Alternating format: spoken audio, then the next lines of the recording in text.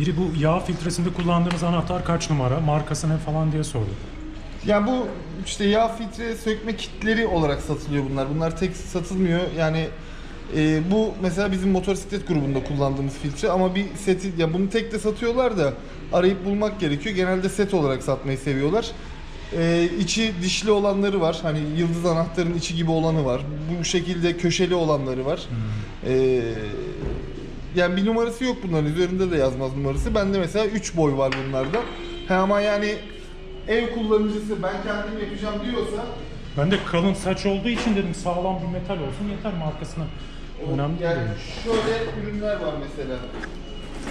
Bu kayışlı yağ filtre sökeceği, bu da bantlı yağ filtre sökeceği diye geçiyor. Bir de onun zincirlisi mi var? Bir de zincirlisi var. Ama zincirliyi kullanmak çok efektif değil. Bunu da şu şekilde filtreye geçiriyorsun. Şuradan sıkıyorsun. Aynen böyle aynı işi yapıyor. Bazen çünkü filtreyi takan kişi eğer düzgün takmadıysa, bununla takıp sıktıysa, hani hep söylüyorum ya biz filtreyi elle sıktıktan sonra bununla sadece bir yokluyoruz diyorum ya. Bazı arkadaşlar filtreyi bununla takıyor, bir de bununla çeviriyor. Çevirince filtrenin üzeri çok ince bir saçla hemen orayı bozuyor. O zaman da açılmıyor bununla geri. O yüzden bunları kullanıyoruz açmak için. Ama genelde anahtarlarımız oluyorsa oluyor. Bak bu da senin sorduğun zincirlisi. Yani bunun için çalışma alanının biraz geniş olması lazım. Yani Bunların kayışlıyla üçü de aynı işi yapıyor. Sen neye göre tercih ediyorsun? Dişi bozulduysa bunlardan birini seçiyorsun. Tamam. Çalışacağım alanın yerine göre, rahatlığına göre. Yani bazen mesela kayışlı tam tutmuyor, kolu uzun, dönmüyor, girmiyor, bantlı olan girmiyor ya da girse bile üzerinde. Yani bunların hiçbirini kullanmayıp en sonunda bir tornavida saplayıp tornavidayı da çevirerek açtığımız filtreler bile oluyor yani.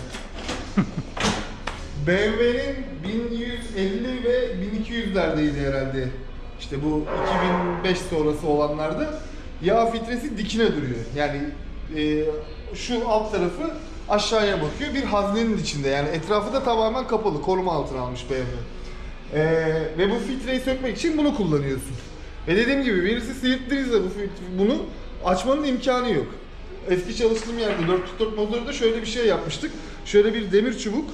Ucuna 2 tane ucu sivriltilmiş cıvata yaptık. Bayağı bildiğin spike şeklinde uzun. Onu alttan çakıyorduk. Böyle bildiğin o şekilde açıyorduk onu. Saatlerin arkasında kullanılan bir şey. Aynen öyle.